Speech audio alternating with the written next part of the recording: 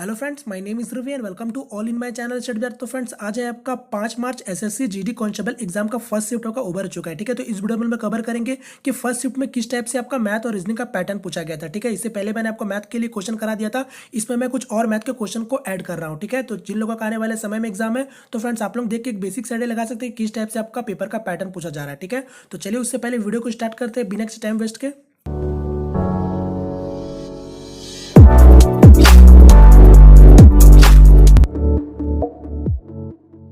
तो जैसा कि देख सकते हैं फ्रेंड, आपके सामने क्वेश्चन है। तो यहाँ पास मैं आपको बता ही चुका हूँ कि जो मैं क्वेश्चन आपका इससे पहले भी मैंने आपको वीडियो में मैथ के क्वेश्चन करा दिया था, यहाँ पास मैं क्वेश्चन को ऐड कर रहा हूँ। ठीक है, तो यहाँ पास देख सकते हैं आप लोग।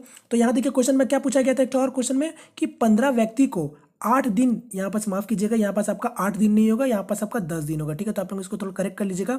तो देखिए क्वेश्चन बोला गया था आपका 15 व्यक्ति को 10 दिन के काम के लिए आपको 1800 रुपये मिलते हैं। तो आपसे पूछा क्या गया था, 8 व्यक्ति को 5 दिन के लिए कितने राशि मिलेंगे। ठीक है, तो उम्मीद करता हूं आप लोग क्वेश्चन समझ आ गया होगा।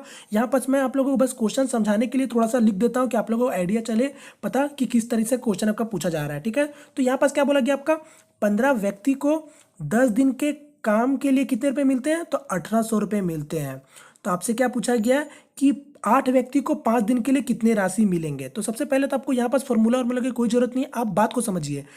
15 व्यक्ति को 10 दिन के काम के लिए 1800 रुपये मिल रहे हैं, तो मतलब एक दिन के लिए पहले कितने मिल रहा है, पहले आप ये देख लीजिए। तो 1800 रुपये 10 दिन के लिए मिल रहा है।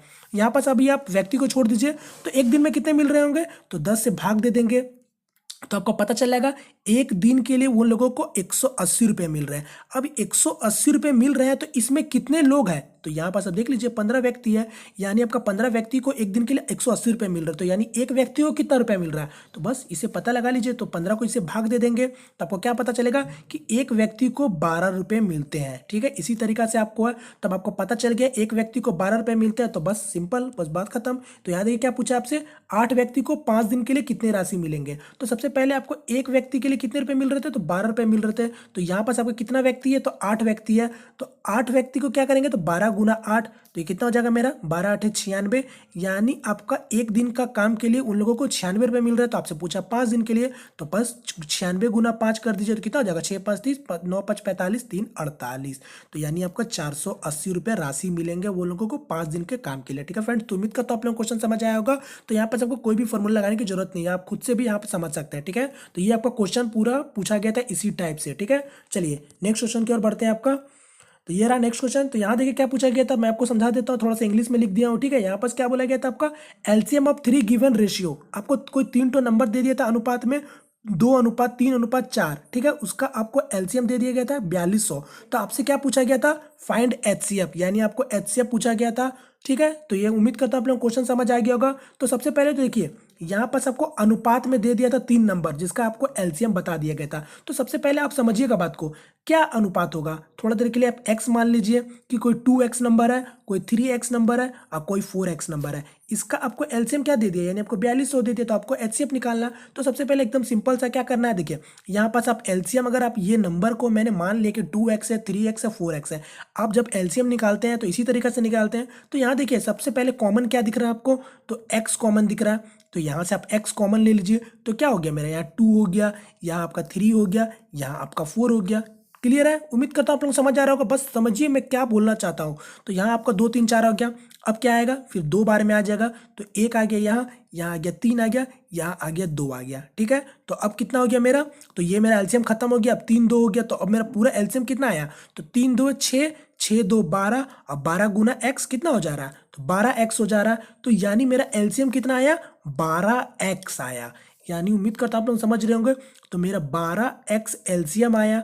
अब मेरा 12x एलसीएम आया और वो किसके बराबर होगा, 4200 के बराबर होगा, क्योंकि बोल क्या दिया था कि 2:3:4 के एलसीएम कितना है, तो 4200 है। और मैंने आपको 2x 3x 4x करके मान लिया था। तो यहाँ पास मेरा 12x किसके बराबर होगा, तो 4200 के बराबर होगा। तो यहाँ से आप x का वैल्यू निकाल लीजिए, तो 12 को इससे भाग दीजिए, कितना जाएगा मेरा, देखिए 12 12 3 36 होता है, और यहाँ पर 6 कैरी हो जाएगा, 6 और 0 यानी 12 5 60। तो यहाँ आपका 12 5 60 हो जाएगा। ठीक है, उम्मीद करता हूँ आप लोग समझ आ रहा होगा।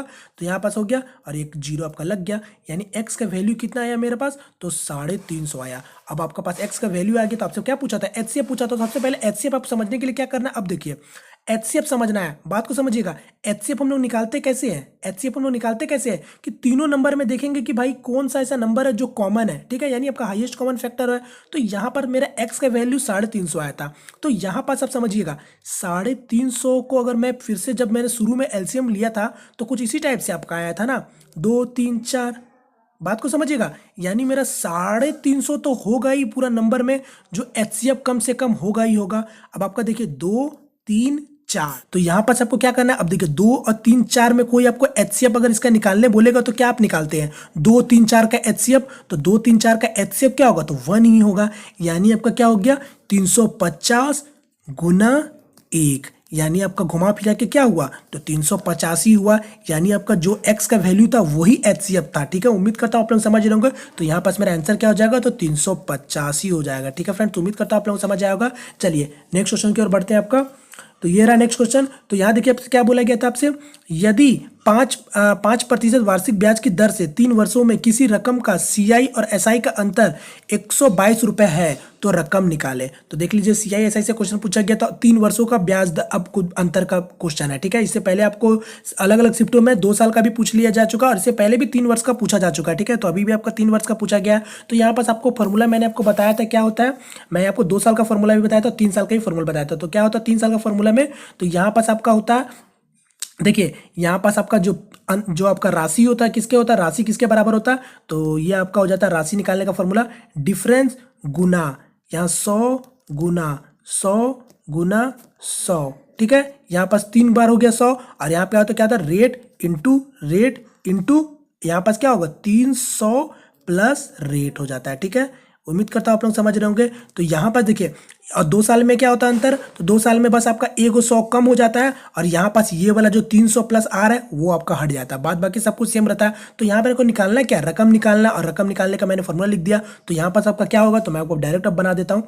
तो क्या हो जाएगा मेरा रकम, तो यानी आपका डिफरेंस कितना दिया हुआ 122 रुपये अंतर है, तो 122 गुना 100 गुना 100, ठीक है, ये हो गया। और किससे भाग देंगे, तो आपका रेट से देंगे, तो यानी 5 गुना 5 और 300 प्लस रेट यानी 305 हो जाएगा। तो बस सॉल्व कर लीजिए, तो 5 का पाड़ा में ये आपका 20 बार में कट जाएगा, ये आपका 5 का पाड़ा में 4 बार में कट जा रहा है, ठीक है। और यहाँ पर आपको 305 है अभी भी, तो यहाँ कितना हो जाएगा, ये आपका 61 हो जा रहा है, ठीक है, 61 हो गया। और ये 5 का पाड़ा में 20 बार में हो गया और 61 यहाँ से 2 बार में कट गया। तो बस इसको सॉल्व कर लीजिए, तो कितना हो गया 4 2 8 हो गया, 8 हो गया और 8 2 16 हो गया। तो 16 गुना 1 0 2 0 3 0, बस 3 0 लगा दीजिए, तो यानी इसका आंसर क्या आ गया राशि, तो 16,000 आ गया, ठीक है फ्रेंड। तो उम्मीद करता हूँ आप लोगों को क्वेश्चन समझ आया होगा और इसका सॉल्यूशन भी समझ आया होगा। तो ठीक है, तो यही आपका क्वेश्चन पूछा गया था, ठीक है। तो चलिए नेक्स्ट क्वेश्चन की ओर चलते हैं आपका।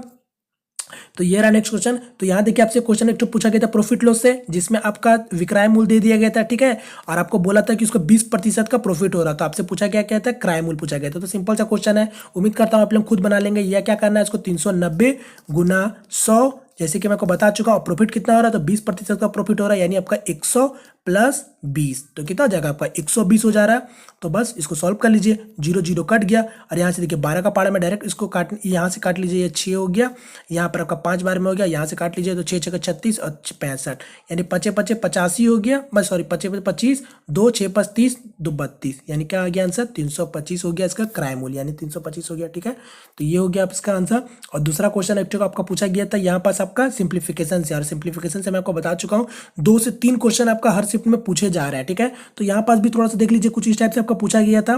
क्या बोला गया था आपका 153 गुना 2.7 भाग है 0.3 प्लस 21 गुना 3 माइनस 0.45, ठीक है। तो यहाँ पास मैं आपको बता चुका हूँ बोर्ड मास रूल का अच्छे से ध्यान रखना है। तो देखिए अगर अब यहाँ देखिएगा, बात को समझिएगा, यहाँ गुना भी है और भाग भी है। तो आपको पता है बोर्ड मास के रूल में सबसे पहले क्या आता है, तो सबसे पहले आपका डिवाइड आता है। जैसे कि आप लोगों को पता होगा बोर्ड मास में पहले क्या आता है, तो आपका डिवाइड आता है। तो यहाँ पर सबसे पहले क्या करना है, डिवाइड को सॉल्व करना है, ठीक है। यहाँ पर अगर आप गुना करेंगे तो गलत हो जाएगा। तो यहाँ देख लीजिए, तो 27 को मतलब क्या है 2.7 को 0.3 से इसको पहले सॉल्व करेंगे, तो पॉइंट कट जाएगा और 3 का पाड़ा में ये आपका कट जाएगा। तो कितना बार में 9 बार में कट रहा है। तो अब आपको क्या समझ आ गया, 153 गुना 9 है, ठीक है। तो यानी 153 को 9 से गुना कर लीजिए, तो कितना हो जाएगा ये आपका 9 तिया 27, 9 5 45, 2 47 और 4 9 4 13, यानी कितना आ गया आपका ये वाला, तो ये आपका आ गया 1370। अब प्लस यहाँ देखिए 21 गुना 3 तो आपका 63 हो गया। अब माइनस क्या है तो 0.45 है, तो बस इसको सॉल्व कर लीजिए। 7 3 10, 7 6 13, 1 14 और 3 1 4, 1440 हो गया। अब यहाँ से 0.45 लेस कर लीजिए तो क्या हो जाएगा, डायरेक्ट आप इसको सॉल्व कर सकते हैं। तो यहाँ हो जाएगा आपका 1 4 3, यहाँ पास आपका 3 9 और पॉइंट यहाँ क्या आ गया तो यहाँ 5 आ जाएगा, ठीक है। यानी आपका एक में से 45 प्लेस करेंगे तो 55 आ जाएगा, ठीक है फ्रेंड। तो उम्मीद करता हूँ आप लोगों को क्वेश्चन समझ जाएगा। तो इसका आंसर हो जाएगा मेरा 1439.55 हो जाएगा, ठीक है। तो ये आपका क्वेश्चन पूछा गया था मैथ में, ठीक है। तो चलिए अब रीजनिंग क्वेश्चन देख लेते हैं कि किस टाइप से आपका पूछा गया था।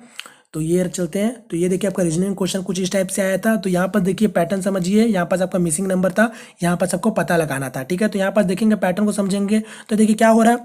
तो आप यहाँ देखिए, यहाँ देखिए, यहाँ देखिए, ठीक है। तो सबसे पहले आप एक चीज़ को देखेंगे तो आपको डायरेक्ट, अगर आपने प्रैक्टिस अच्छा कर रखा तो आपको डायरेक्ट दिख जाएगा, एक चीज़ तो जरूर दिख जाएगा कि देखिए 6 का स्क्वायर क्या होता है तो 36 होता है, यहाँ 9 का स्क्वायर 81 दिख रहा है। तो आपको डायरेक्ट ये चीज़ आपको समझ आनी चाहिए, ठीक है। तो यहाँ पास आपको समझ आ जाएगा क्या 2 5 6 है तो ये आपका 36 हो जा रहा है, ठीक है। यानी 36 ऐसे हो जा रहा है और 81 ऐसे हो जा रहा है। तो अब देखिए 3 कैसे बन रहा है ये वाला चीज़, ये 3 कैसे बन रहा होगा तो देखिए 5 से 2 जाएगा तो ही 3 हो सकता है। तो अब यहाँ भी चेक कर लीजिएगा, 8 से 6 जाएगा तभी जाके ये 2 बनेगा। तो आपको समझ आ गया होगा कि पैटर्न किस तरीका से हो रहा है, मतलब कि किस तरीका से ये हो रहा है। तो बस आगे वाला टर्म में देख लीजिए। तो अब देखिए यहाँ 3 का स्क्वायर क्या हो जाएगा तो 3 का स्क्वायर आपका 9 हो जाएगा और यहाँ से आपका 8 से फिर 2 चल रहा है कितना हो जाएगा तो 6 हो जाएगा।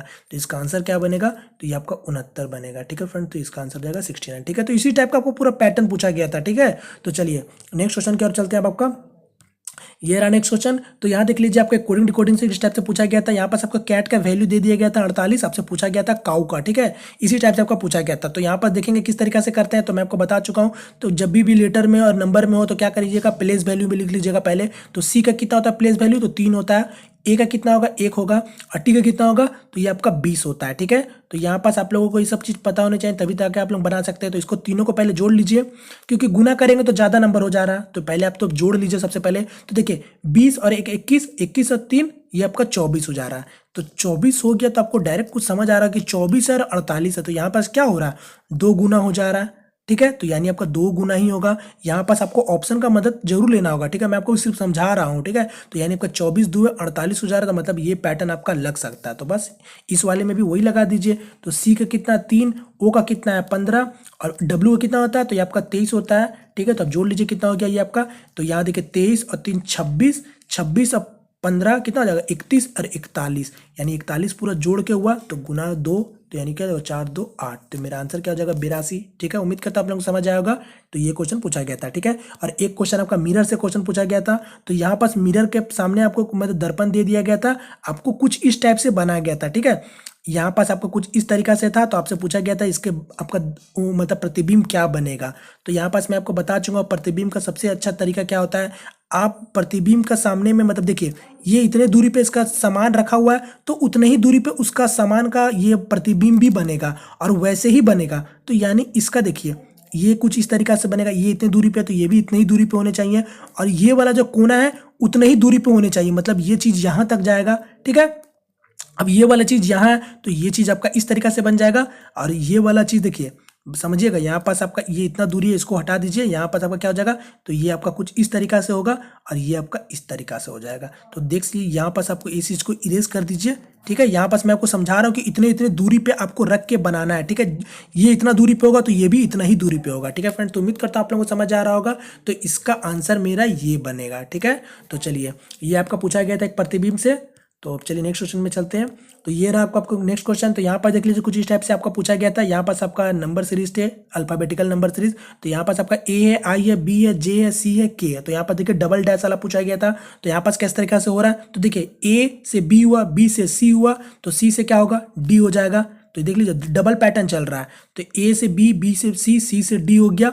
अब एक वाला में देखिए क्या हो रहा है आई से जे हुआ, जे से के हुआ, के से क्या हो जाएगा तो एल हो गया, ठीक है। जब भी आपको डबल डैश दे तो मतलब डबल पैटर्न चल रहा है, ठीक है। तो इस चीज़ का सबको ध्यान रखना। तो आंसर हो जाएगा मेरा डी एल, क्लियर है। अब आपका एक तो इस टाइप से पूछा गया था देखिए सी डी आपका क्या बन रहा है, तो 3 और 4 से संबंध बना रहा है। तो आपसे पूछा क्या गया ए और बी किस तरीका से बनेगा। तो देखिए आपको पता होगा, डायरेक्ट पता चल जाता है। मैं आपको तो बार बार बोलता हूँ, कभी भी कोडिंग डिकोडिंग हो या कुछ भी हो, लेटर को हमेशा नंबर में चेंज कर लीजिए। तो देखिए सी का क्या होता है 3 होता है और डी का कितना होता है 4 होता है। तो डायरेक्ट पता चल गया, यानी आपका ए का क्या होगा 1 और बी का क्या होगा 2। तो देख लीजिए सिंपल सिंपल क्वेश्चन आ रहा है, ठीक है। यहाँ पर देखिए फिर आपका एक तो इस टाइप से क्वेश्चन पूछा गया था 503, आपका 503 क्या हो रहा है, तो ये आपका 16 के बराबर है।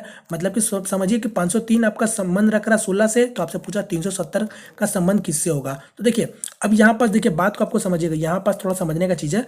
503 है इतना बड़ा नंबर और यहाँ छोटा नंबर है, तो डायरेक्ट क्या कर सकते हैं आप, कुछ नहीं कर सकते, सीधा शब्द को जोड़िए। तो 5 3 8 हो गया। और अब देखिए 8 है तो यहाँ 16 दिख रहा है, मतलब क्या हो रहा होगा, डायरेक्ट से बात है डबल हो सकता है, गुना मतलब 2 कर दीजिए, तो ये आपका 16 आ गया, ठीक है। तो इसका तो फिलहाल मैं आपको बताना चाहता हूँ कि यहाँ पास ऑप्शन को देख के ही आप इसको जज कर सकते हैं, ठीक है। यहाँ पास और भी पैटर्न बन सकते थे, मगर ये पैटर्न भी फॉलो हो रहा है, ठीक है। तो आपको आंसर को कि देख के ही आपको पैटर्न को लगाना है, ठीक है। तो यहाँ पास तो मैं यही लगा दे रहा हूँ, तो 8 2 16 हो गया। यहाँ पास इसका ये हो गया और यहाँ पर कितना हो जाएगा, तो 3 7 10 हो गया और 10 गुना 2 यानी क्या हो जाएगा मेरा 20 हो जाएगा, ठीक है फ्रेंड्स। तो उम्मीद करता हूं आप लोगों को समझ आया होगा। तो ये क्वेश्चन आपका पूछा गया था, ठीक है। चलिए नेक्स्ट क्वेश्चन देखते हैं। तो ये आपका एक तो लास्ट क्वेश्चन है आज का, कि इसमें आपका कथन निष्कर्ष से क्वेश्चन आपका पूछा गया था, ठीक है। तो टोटल आपका 3 कंक्लूजन से क्वेश्चन थे, जिसमें मैं आपको एक तो बता दे रहा हूँ, ठीक है। कुछ इसी टाइप से पूरा सेम पैटर्न में पूछा गया था। यहाँ पास आपको क्या बोला गया था कि सभी कार वैन है, ठीक है, सभी कार वैन है और सभी वैन साइकिल है, ठीक है। तो आपको ये बोल दिया गया था, तो सबसे पहले आपको क्या करना होता है, तो ड्राइंग बनाना था। तो सभी कार वैन है, तो सब देखिए यहाँ पास आप कार बना लीजिए, सभी कार वैन है, यानी जो सभी कार है वो मेरा क्या है, तो वैन है। मैं यहाँ बना लेता हूँ वैन। अब क्या बोला, सभी वैन साइकिल है। अब जो पूरा वैन है वो क्या है, साइकिल है। तो बस यहाँ पास मैं साइकिल भी लिख लेता हूँ थोड़ा सा। तो साइकिल हो गया, मेरा ये ड्राइंग बन चुका है। अब निष्कर्ष देखते हैं क्या बोला आपका, कुछ साइकिल वैन है। तो देखिए साइकिल कहाँ है आपका, तो यहाँ है, कुछ साइकिल वैन है। तो देखिए क्या बोला था आपका, सभी वैन साइकिल है। तो आप बोलिए, आप बोल सकते हैं कि नहीं बोल सकते, कुछ साइकिल भी वैन होंगे, तो जरूर होंगे यार। तो यानी आपका ये निष्कर्ष तो सही हो जाता है। फिर आपको क्या बोला गया था, तो सभी कार साइकिल है। तो देखिए कार कहाँ है, तो कार मेरा यहाँ है। और क्या बोला, सभी कार साइकिल है, तो साइकिल मेरा कहाँ है, यहाँ है। तो देखिए सभी कार जब आपका वैन थे, बात को समझिएगा, जब सभी कार मेरा वैन है और सभी वैन मेरा साइकिल है, तो बोलिए सभी कार आपका साइकिल होंगे कि नहीं होंगे, तो जरूर होंगे। तो आप डायरेक्ट बोल सकते हैं। तो यानी ये मेरा ये भी निष्कर्ष सही होता है, ठीक है। तो मेरा इसका आंसर क्या हो जाएगा, दोनों निष्कर्ष मेरा ये फॉलो कर रहा है, ठीक है।